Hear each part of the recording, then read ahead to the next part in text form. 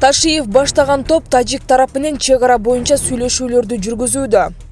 Улуттук коопсуздук мамлекеттик комитетинин төрагасы Камчыбек Ташиев баштаган кыргыз делегациясы кыргыз-тажик чек арасы боюнча Тажикстандын өкүлдөрү менен жолугушуу өткөрүүдө. Жолугушуу Тажикстандын Чор-Кух айылында жүрүп жатат. Кыргыз делегациясынын курамында Камчыбек Ташиев, президенттин Баткен облусу боюнча ыйгарым укуктуу өкүлү Абдикарим Алимбаев, өзгөчө кырдаалдар министри Бообек Ажикеев, чек ара кызматынын башчысы Уларбек Шаршеев жана башка өкүлдөр бар. Ал эми Тажикстандын делегациясын Согди облусунун башчысы Раджабой Ахмадзода жетектөөдө. Өзгөчө кырдаалдар министрлиги Баткенде жалпысынан 11.052 адам эвакуацияланды.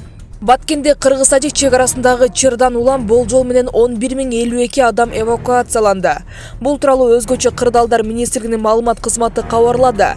Билдирмеге караганда эвакуациялангандардын 10.410-у коопсуз аймактагы үйлөргө, 642 адам убактылуу түзүлгөн пункттуларга жайгаштырылган. Кайсы аймактын эли кайда жайгаштырылды? Баткен районунун Орто Баз, Жакаорук, Үчтөбө, Актатар айыл аймагы, Самаркандек айыл аймагынын Самаркандек, Аксай, Таштумшук айылдарынын болжол менен 6000ге жакын тургуну Рабат айылына, Лейлек районунун Максат айылынан 400 адам Маргун айылына, Интернационал айылынын миңдей жараны Кайрагач айылына, Мурза Патча Сада аймагы, Акарык жана Разаков айылынын жергиликтүү жашоочулары Исфана Сүлүктүгө, Самаркандек жана Актатыр айылынын миңдей жашоочусу Лейлек Кара Суу Ак Теректеги үйлөргө жайгаштырылды. Азыркы тапта эвакуация болгон эл дарыгерлердин көзөмөлүндө болуп, алар керектүү каражаттар менен камсыздандырылганы айтылды.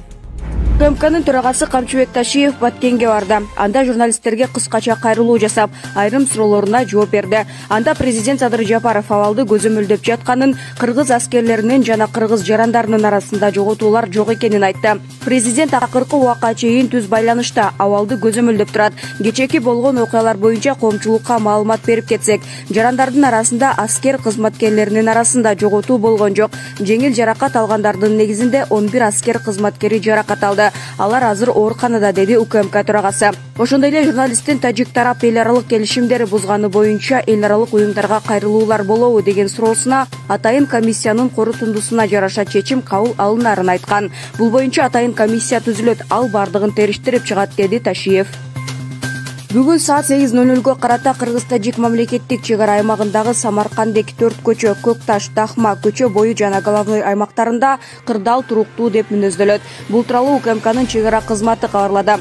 Жаңжал чыккан Орто Боз айылындагы 4 көчө аймагында жолдор ачылып, унаалар каттап жатат. Социалдык тармакта тарап жаткан видеодо жаран кадимки режимде иштеп жатканын кабарлады. Ал эми бул маалыматты президенттин Баткен облусундагы ыйгарым укуктуу өкүлүнүн басма сөз кызматы да тастыктады. Маалыматта тараптар катышууну токтотуу боюнча бир пикирге келгенден кийин кырдаал турукташканы айтылат. Баткен облусунун ички иштер бөлүмү УКМКнын чек ара кызматы менен биргеликте күчөтүлгөн тартипте иштеп жатат. Бул тууралуу ички иштер министрлигинин басма сөз кызматынан кабарлады. Маалыматка караганда министр Улан Ниязбеков түндө тажикстандык кесиптеши Рахимзода Рамазон Хамро менен сүйлөшүп, чек арадагы абалды биргелешип жөнгө салууну талкуулашкан. Мындан тышкары түндө саат 1-де Баткен облустук милициянын жетекчиси Мурат Боронов менен Согди облусунун укук коргоо органдарынын башчысы Абдулла Навжубонов менен жолукканы айтылды. Баткен районунун Көкташ айылындагы окуя боюнча кылмыш иши козголду. 2022 жылдын 27 январь күнү саат 18:00 чамасында Баткен районунун Көкташ айылы менен Тажикстан Республикасынын Согди облусунун Исфара районунун Самониен айылы чектешкен. Такталбаган чек ара тилкесинде Тажикстандын жергиликтүү тургундары курулуш иштерин жүргүзүп жатышканда Кыргызстандын чек ара кызматкерлери тарабынан токтотуу талабы коюлган. Ага каршы болгон Тажикстандын жарандары Ош Исфана жолу менен Исфара Борух жолдорунун кесилишине таштарды коюп, жолду тосуп алышкан. Эки өлкөнүн жергиликтүү бийлик өкүлдөрү, күч түзүмдөрүнүн өкүлдөрү жолугуп сүйлөшүү өткөрүлүп, курулуш иштерин токтотуу, унаа жолун ачуу боюнча макулдашууга жетишкен.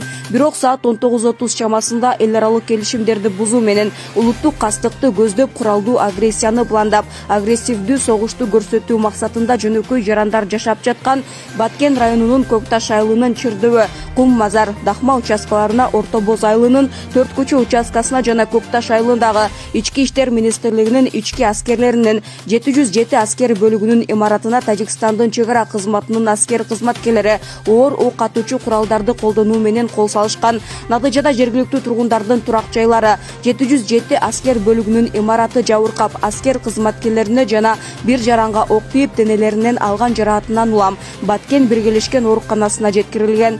Аталган факт боюнча Баткен райондук ички иштер башкармалыгынын кылмыштардын бирдиктүү реестрине Кыргыз Республикасынын кылмыш жаза кодексинин 402-беренеси тынчтыкка каршы кылмыштар менен катталып, тергөө иштери башталды. Ал эми денесинен жараат алгандарга соттук медициналык экспертиза дайындалды.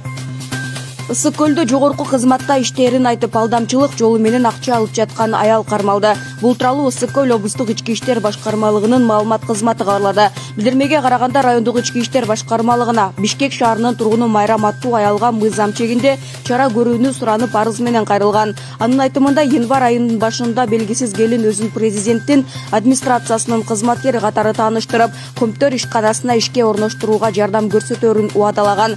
Бул үчүн арыз ээсинен $4000 сураган. Бул иш Ысык көл райондук ички иштер башкармалыгынын бирдиктүү реестрине кылмыш жаза кодексинин 209-беренеси алдамчылык боюнча катталып, кылмыш иши козголду. Сотко чейинки өндүрүш ишинин алкагында шектүүнүн аты жөнү аныкталган. Ал ушул эле райондун 37 жаштагы тургуну болуп чыкты. 27-январь күнү ал акча алып жаткан жеринен кармалып, райондук милициянын убактылуу кармоочу жайына киргизилген. Учурда тергөө иштери уланып жатканы айтылды.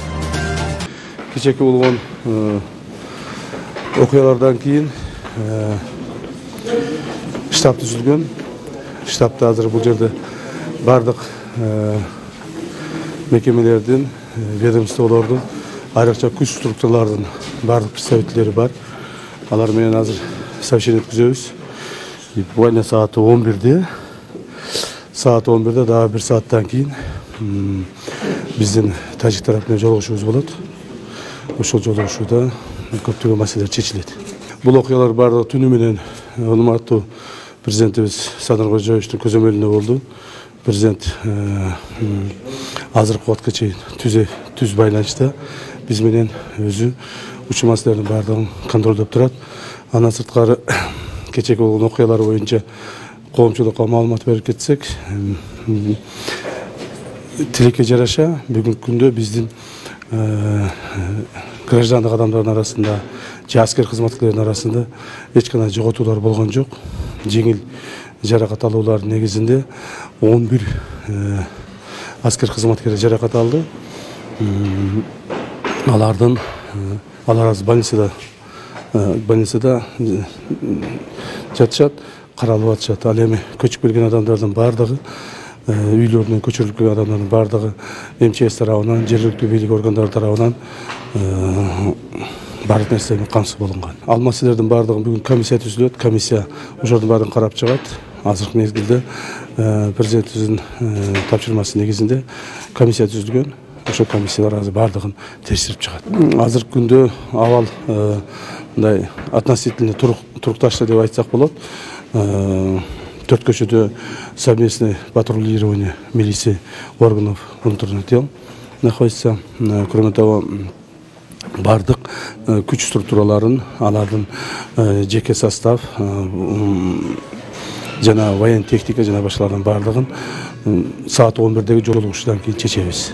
Кайсыл тарап, кайсыл жакка алып кетебиз, кандай чараларды көрөбүз. Мен ойлоймун, абал турукташты жана толук бойдон көзөмөлдү.